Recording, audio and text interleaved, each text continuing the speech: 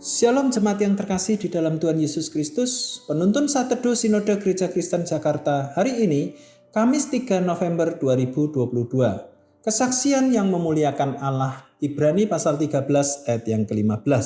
Sebab itu marilah kita oleh Dia senantiasa mempersembahkan korban syukur kepada Allah, yaitu ucapan bibir yang memuliakan namanya.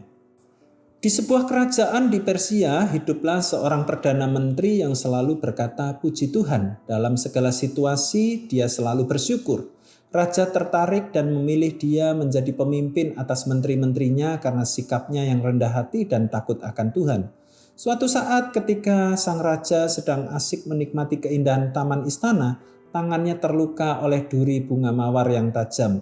Sang Perdana Menteri yang saat itu berada tak jauh cepat-cepat menghampiri raja dan berkata, "Oh syukurlah, puji Tuhan."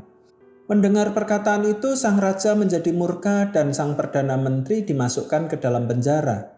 Beberapa hari kemudian sang raja pergi berburu ke tengah hutan tanpa ditemani pengawalnya. Dan celakanya ia ditangkap oleh suku primitif dan akan dijadikan korban persembahan bagi dewa mereka.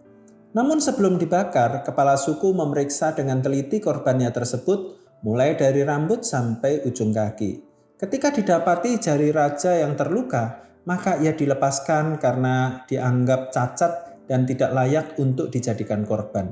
Bersyukurlah hati raja pada saat itu dan ia berkata, "Puji Tuhan." Dan sekembalinya ia ke istana, ia segera membebaskan sang perdana menterinya dari penjara. Perkataan orang percaya didengar oleh orang-orang yang ada di sekitarnya. Mereka ingin tahu apa yang kita katakan. Bagaimana perasaan mereka bila dari mulut kita sering keluar perkataan yang tidak memuliakan Tuhan. Perkataan sungut-sungut, amarah, kebencian, kata-kata kotor, menjelek-jelekan orang lain dan sebagainya. Tentu kita tidak bisa menjadi berkat. Sebaliknya, bila dari mulut kita terucap perkataan yang membangun, memberikan harapan, pujian kepada Allah, ucapan syukur dan perkataan yang benar, tentu hati mereka akan tergugah dan turut dalam rasa syukur kepada Allah. Bahkan bukan tidak mungkin mereka akan tertarik untuk mengenal Kristus yang telah membuat kita untuk selalu bersyukur. Marilah kita sebagai orang percaya senantiasa mengucapkan perkataan yang memuliakan nama Tuhan agar hidup kita menjadi kesaksian yang indah bagi orang lain. Kiranya Roh Kudus memampukan kita. Perkataan yang memuliakan Allah adalah penyejuk di tengah-tengah gersangnya jiwa manusia.